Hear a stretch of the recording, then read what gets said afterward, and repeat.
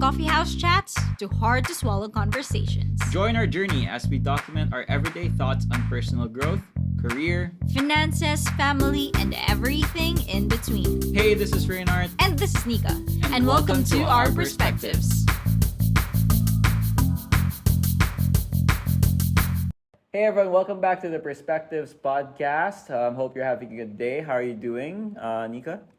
I'm doing great, I guess. Cool. Well, it's raining here right now, Yep. but it's really humid as well. So, Yeah, we didn't How are expect you it to doing? rain, but it is what it is. We'll keep shooting. Hopefully, we can get this, still have a good conversation. Yeah. Right? Doing good. It's not that, it's a long day. Didn't feel too well, but at least felt better towards the end, right? So that's what's important.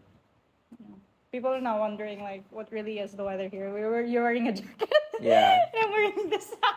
Well, it is what yeah, it is. you're feeling sick, right? Yeah, I yeah, hope so you it's a get bit better. cold. Yeah. For sure.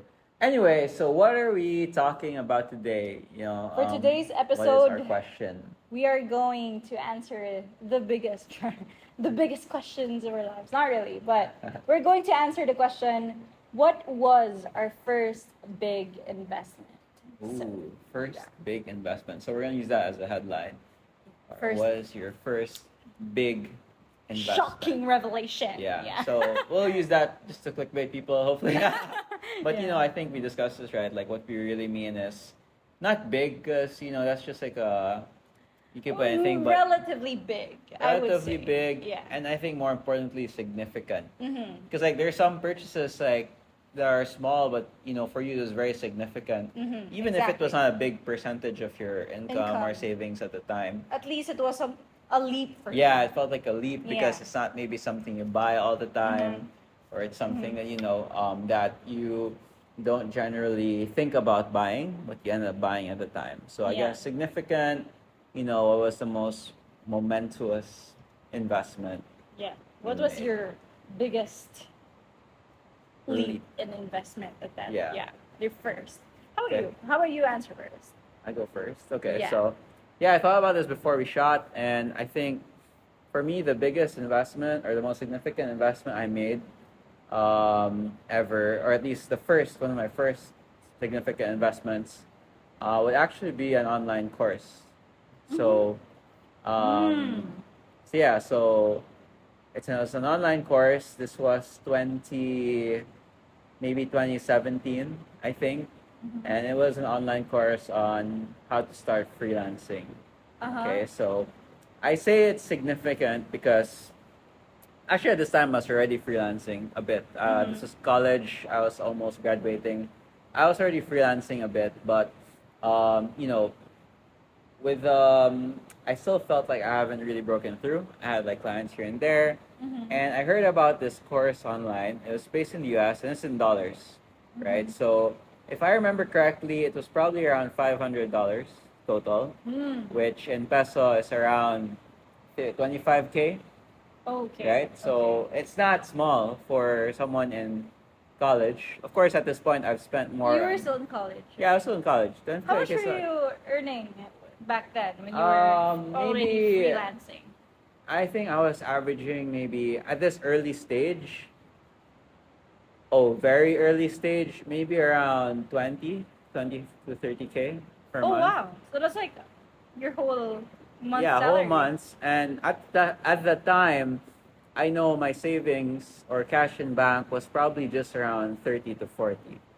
Okay, So, that's like half. Yeah, so More almost, than half. yeah, because what I remember, it was like at least half or more than half of what I had in hand. That's why it was very significant. Mm-hmm. Like, it was probably my first time buying something in USD, and it's a course, so it's just information. So I was like, Yeah. I'm about to drop 25K on a digital product, a bunch of videos, a bunch of text. It was not even a video course, it was just a bunch of text.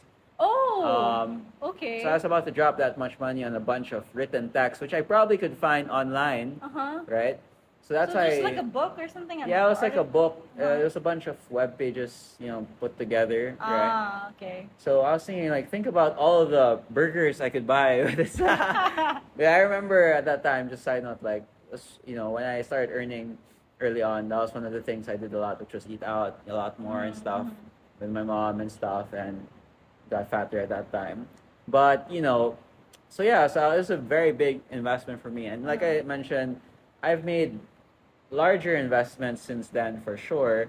But that was the most significant because it was a large portion of my savings, and I've never tried buying a course at the time, or at least okay, I've tried buying some courses, but it's like Udemy, like $5. This was $500 from someone I did not know, did not meet. So it was a huge leap. So it was huge, right? So, but yeah, I took the course and it was really good, and it was really important, or it was really key to helping me kind of like grow as a freelancer to get to where I am today. So like, just to put investment in a technical definition, it's supposed to give you something back, like, right? Yeah. It's supposed to give you something back. Yeah. What did it give you back? Well, so I think that's what's interesting about the idea of investment, right? Which is like, I think most people, especially me before that, even before that time, I was already investing a bit in stocks with like very little money. So I understood investing, but I never thought, your knowledge or investing in your knowledge is actually an investment. Like, how many of us think school is an investment? We see it as a cost. You look at your tuition fee, and especially with all the increases, it's like, it's a cost. No one thinks of that as an investment just because of, it's a different topic. But like, but yeah, like in terms of, most people think investment means stocks or some sort of business. Yeah, that's a good point. Business. Something that you put money in and it gives you money back. Yeah. Right? But this was something that now looking back at it, was something I put money in, but you don't see a return directly from it. So I can't really answer that question because I don't know, right? But I can tell for sure that a majority of the successes I found after that was because of the knowledge I acquired in that course, right? So investment can come in multiple form factors. That's true. Not just money, money returning money, but it could be money put in to give you some sort of advantage. Skill. Skill, or it saves you time, right? And other places. That's right? true. So, does it have to be something that would help you earn more money? Not necessarily, right? Because then we have a conversation of like, money is not the only resource that's valuable. Actually, it's time. Money is a physical representation of time. Quote that. Like, that's the idea, right? Like, you're trading money to save some sort of time. So sometimes if you put in an investment, for example, that course, I'm pretty sure that the information in that course is just spread out in the internet at the time. That's true. But what courses or school, ideally, good teaching gives you, ideally, is a summarized version of what you need to know, right? Because I could spend the hours and hours to find the same information online to try and figure out how to find clients, how to ask the right questions, how to create a proposal. But that course gave me a framework or a step-by-step way of how to do it. So I don't have to spend hours to actually, kind of like, get it done, right? Or like learn how to actually implement. So save time is also how you can get an ROI from what you do. But I think it's also nuanced because like, it depends on what you do with your time, right? What if you save time, but like, you're just using it on stuff that's not very productive anyway. That's true. So like, it starts there, right? So like, and sometimes ROI is not measured in terms of money, but it's in time saved. But it also depends on how you're using that extra time, right? So what's the use of saving time if you still, don't do much with it? That's true. Right? So another aspect I think is interesting with the whole investing in a course and something in general is that, especially with non-business, well, maybe for business it applies, but for stocks it doesn't, I'm sure, is that when you invest in something, you kind of like are put in a position to have to make it work. Yeah. Right? Yeah. So like, if, since I put almost half my money into that course, I have to actually listen to it. I have to kind of like follow it. I have to trust the process, even if I've never tried whatever they're teaching. Since they have testimonials, case studies, it's a proven process. I have to follow it because I already spent $500 or like half my Yeah, money it's like on you don't it. want to waste it. I don't want to waste it, Yes. right? So the money and of course some time investment of actually following the course and watching it and stuff or reading it is also a key part, I believe, of you actually reaping the benefits. Like, what I mean by that is you can be given the same course for free. Or I think I could have been given the same course for free, but I would have probably not valued valued it the Yeah. same way. I'd be like, you know, it was free.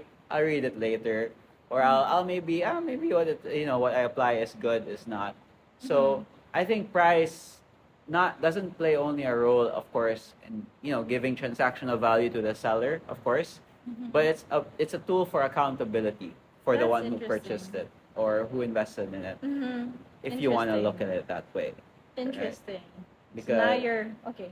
yeah. I'm gonna buy that expensive bag. So that you can overuse it.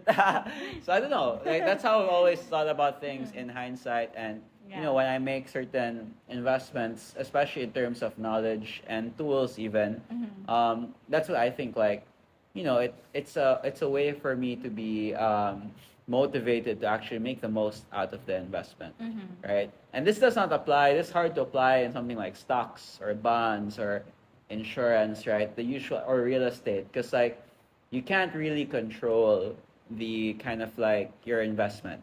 Once you put something in stocks, and it depends on Ayala, SM, like how it does, right? Or Tesla or whatever you invest in. If you put in real estate, it depends on the market, all these things. But when you invest in knowledge or certain, or even business, maybe to a certain degree, you have complete control, not complete, maybe 80% or something, a lot of control over the outcome. And sometimes it's like chicken and egg. It's like, do you succeed because you were kind of put in that position, or were you put in that position because you know you pay that amount, right? So it's like a self-fulfilling prophecy that since I invested such a huge amount in the course, I was forced to take action, and I ended up succeeding to a certain degree, right? If I did not pay that much, I might have not gotten the ROI, right? So that's why it's like free things sometimes are, you know, it's not really about just because it's free and stuff. Money or price is also a tool for accountability, at least for these people who you know sell courses and stuff like that, right? So yeah, I think That's that's that. So that's where I stand there. How about you? What's for you? What was the Well, I didn't really start earning consistently when I was still in college. You know, just a few rackets and like just a few things earning. Yeah, just at the side while I was still in school. But when I remember vividly the feeling of like receiving my first salary. The first thing that I did was actually like what most women would do, go shopping. I went shopping. I bought clothes that made me feel, of course, pretty, much confident. I'm actually the type of person who I could really see myself perform differently. Not you know, not like art performance or singing, dancing. Perform differently in terms of work, in terms of my like career performance when I feel confident. And that's actually the reason why during exams back in college, I'd really dress up. I'd really dress like a notch higher. right? Just for me to feel that confidence. Yeah. Right. And then during the exam, I would really feel that, you know, I got this. I got this feeling. Yeah. Makes sense. So I bought clothes.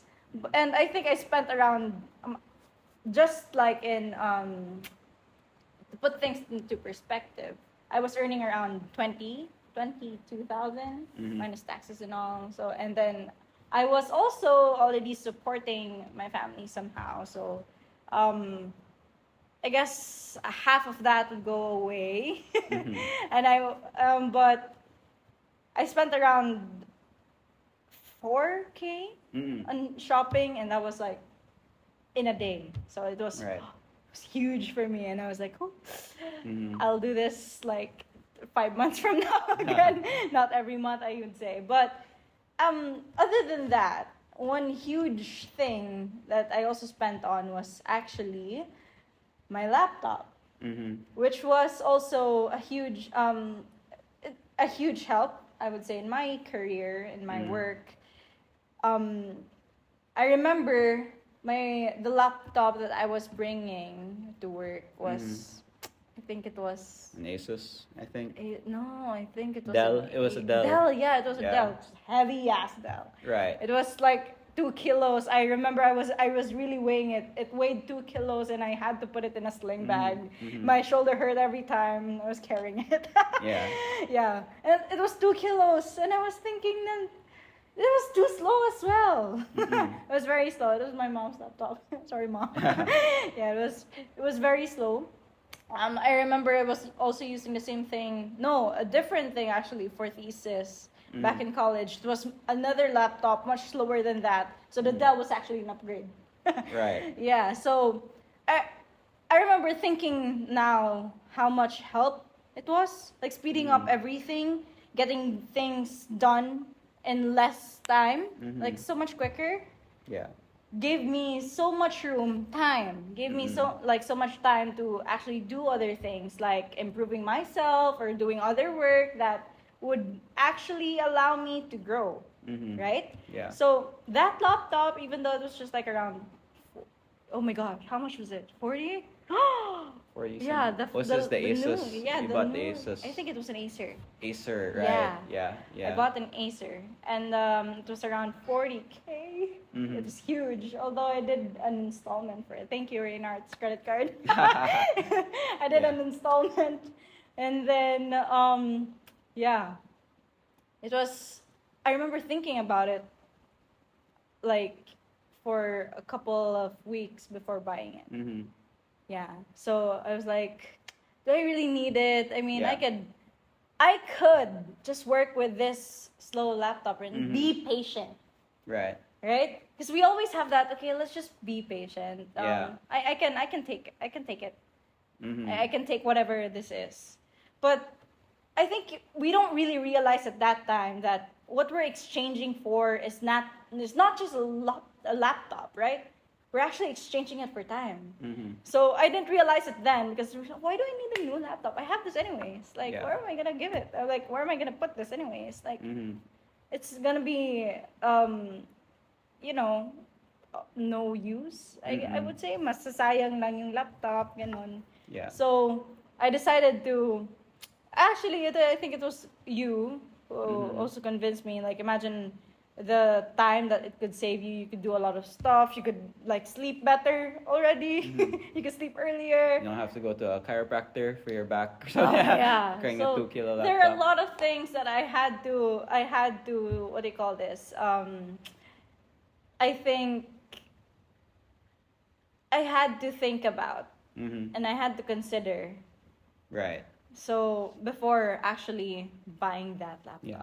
Especially because, like you said, you had a lot of responsibility financially with your Not family really a lot. and yourself. I wouldn't say a lot. Yeah, but that's still an added expense, right? So yeah. like, but like I think we just discussed earlier, it's like actually putting ourselves in a position where you have to make the most out of that investment. It could be a course, knowledge, or it could be a tool like a laptop.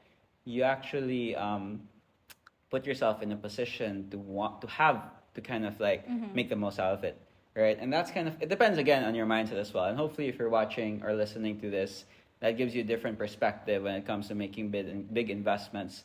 Like, because usually the feeling is scary, like you mentioned. Yeah. Even for me, when it's like half my money going to this random American, that I don't know. For you, it's this laptop that could, there's risk. It can break tomorrow. The new one you can break can get stolen. So many things. But like, we decide to take it anyway because our thought process, it seems like from both of our experiences, is that we will maximize its presence and we'll use it to create more opportunity. Exactly. Rather than just see it as an expense. Right? Exactly. We use it as motivation to kind of like make sure we actually use it and try to make more from it or from its presence. But I think even more importantly, before, like you said, you thought about it, right? So I think we both, before making those big investments, we both had to think about and also have maybe some sort of plan of how potentially we can accommodate this expense over time, because even before we made the investment, we already had some sort of plan that, okay, I have certain opportunities that I cannot take because my laptop is slow as hell, or like because I don't know how to create a proposal or something, right? Because you already have a plan going into it, you're more confident as well, and that immediately once you make that investment, you can start trying to tap those opportunities, right? So I think that's also a key part, like in terms of being able to confidently make that investment, right? So for you, what were those things, if you remember, like that you were able to do more of because you switched to a new laptop at that time? Well, I definitely was able to do more work, Yep. get them done quicker, and that allowed me to do other things that like made me learn more about where I am in my career, right? Yeah. So I think that's underrated, right? Because like exactly. people don't see the cost of time compounded. Meaning like when they're using, let's say, or sorry, not no offense, but like people don't realize the word don't see. Don't realize that, example, when you're working on a slow work machine, right? Yeah, it's slow, and maybe you're like, okay, yeah, it's slow, but I'll live with it because I finish the day, I complete all the work anyway. It's Exactly. tiring, but I finish it anyway. It's fine. But what most people don't realize is what you're losing is the opportunity cost to just do what you said right now, which is to learn, to advance in your work, to find yourself, Yeah. to explore, maybe is this the right career? Because you're too busy to get the fifth Chrome tab open because it just won't load. Exactly, Right? yeah. So that time is wasted instead of used productively. I remember like waiting 5 seconds for something to open. Like that Yeah. 5 seconds, like it takes 5 seconds to click a single thing, and I click everything. A Like lot of things. of course, yeah, you click a lot of things in work, right? Especially Yeah. in a digital or online setting. So 5 seconds all throughout the day. That could Yeah. be like hours already. And I wasted hours because Exactly. of me thinking that I just really have to be Yeah. patient. And those hours could have been used somewhere else. Like it could be you working on like other things or better things, or just resting, giving Resting, yourself yeah. that rest, or you could have been out with your friends, Yep. socializing, or Building your network. yeah, yeah. There's just so many things that you could have done. Yeah, Just- and it compounds, right? Yeah. Especially with digital and online, those 5 seconds compound easily. You make one click, 5 seconds, next click, 5 seconds.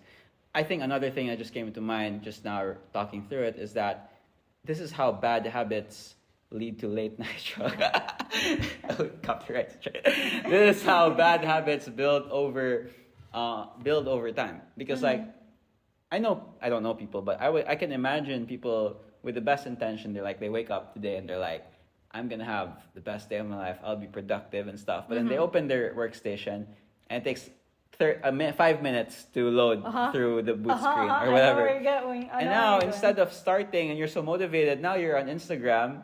Then you're Exactly. scrolling through like 30 going. posts. Yeah. While waiting for your While waiting, yeah. and next thing you know, your whole day is ruined because you already Exactly. started the day. Even if you had the greatest of intentions to have the best day, it's hard to beat what actually happens, or like it's hard to beat, action, or like what actually happens. What actually happened is you used your phone, you started not slacking, but you started scrolling, and social media, all these things are very addictive, outside our control. And next thing you know, you start doing that more and more throughout the Exactly, day. yeah. It becomes a habit. Even if as much as you want to build good habits through work, because of your day started like that, you're already kind of like stuck in that hole. I think the hardest, I'm thinking about it, I think the hardest investments to make are something that supposedly solves a struggle, but it's a struggle that you think you can just take in. Or you can And kind of everything like, is fine. It doesn't really end the world. It doesn't really kill you, But what's the word? In Bisaya, it's aguanta. Like, what's Yeah. that? Like, you oh can my god, my English. kind of like push Hello? through. You can kind of no. There's a one word, but yeah, I get your point. It's like Yeah. it's like these are the Oh things my that God, you what's feel the like English? drop it in the comments. Like these are the things that you feel like you can push through or you can power through. I guess that's the closest I can think. There is one word. You can power through. You feel like you can kind of put up with, but actually, it's the little things within that that's stopping you from getting to that next level. Yeah. Right. Um, Exactly. mm-hmm. Well, wow.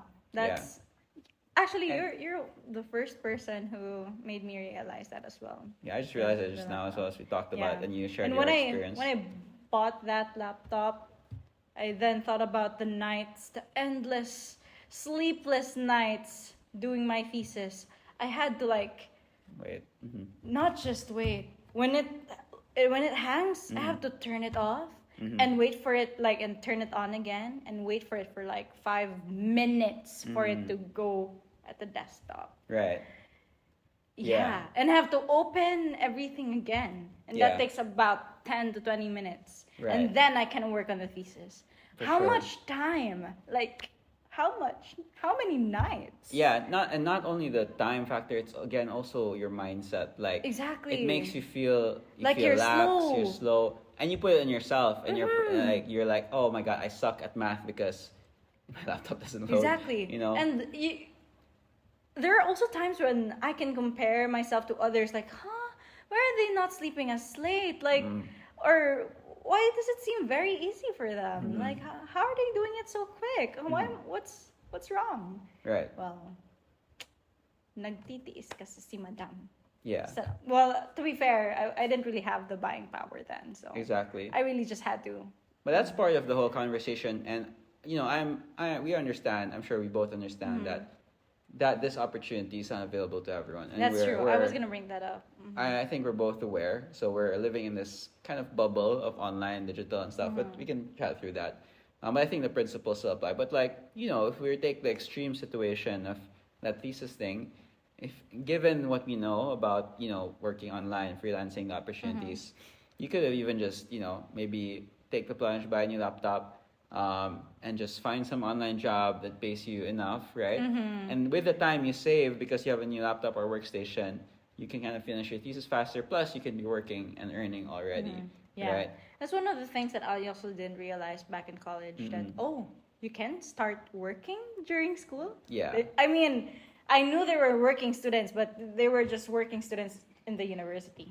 You know how those working students work, right? Scholarship. Working students. Yeah, the scholarship program. So I thought that was the only available option. Because that's what I was seeing. Right. Yeah. So I didn't really think that online jobs that wasn't in my mind before.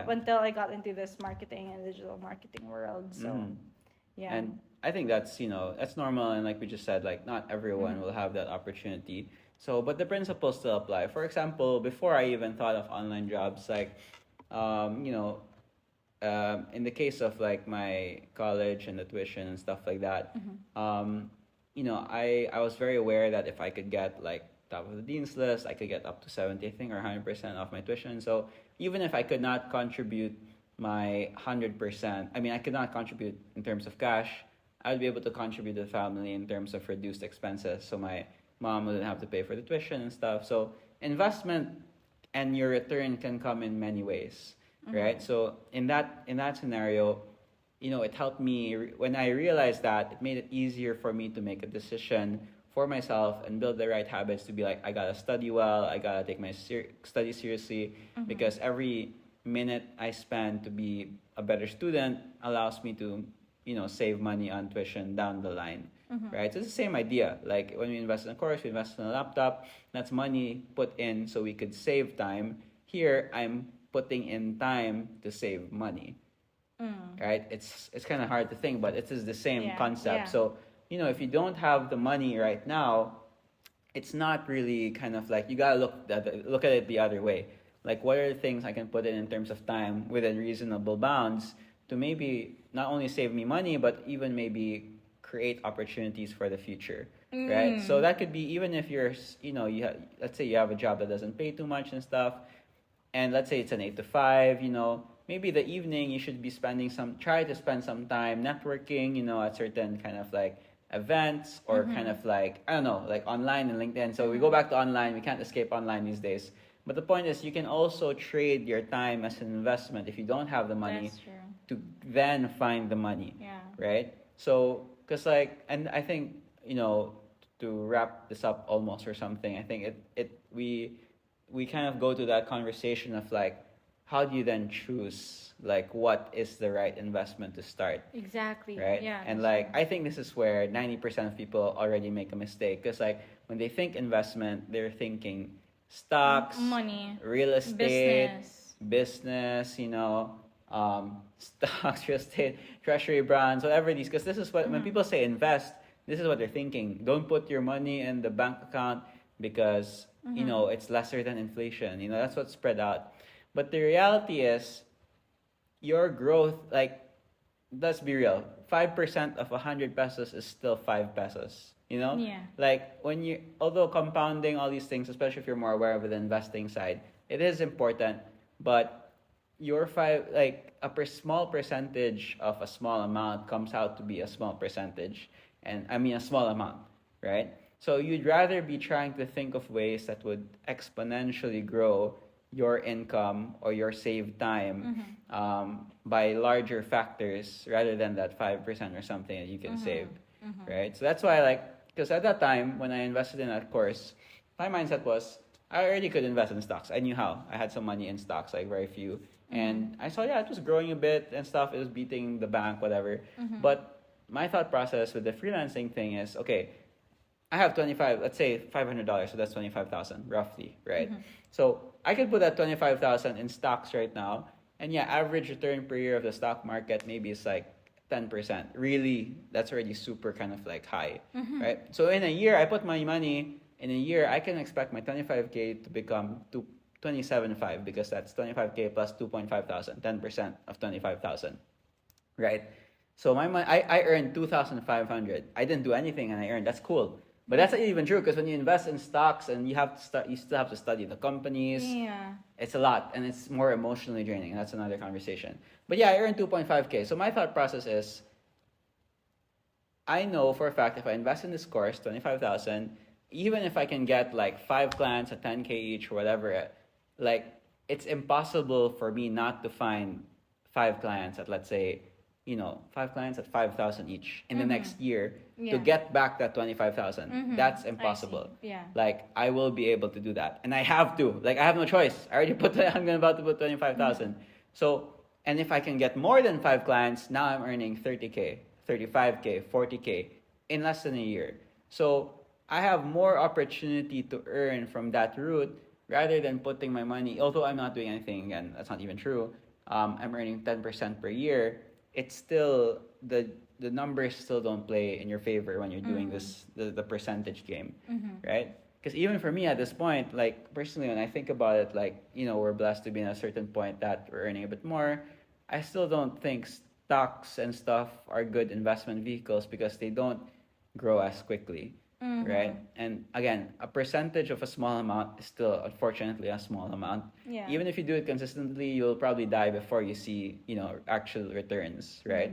Those investment vehicles are good for people who already have like millions, Yeah. I heard a story of someone, friend of a friend and stuff. He said he knows someone who put 100 million in this one, and now he's making like, well, what's 1% of 100 million? It's like a million. A million. So now it's kind of like, that's already decent enough to kind of, you can make a living out of that, or like you can live off that. It's a million. Yeah, because it's a million, right? Yeah, but for people who do not have 100 Yeah, million. so if you put like even 100,000, Yeah. 1% of that is just 1,000. 1,000.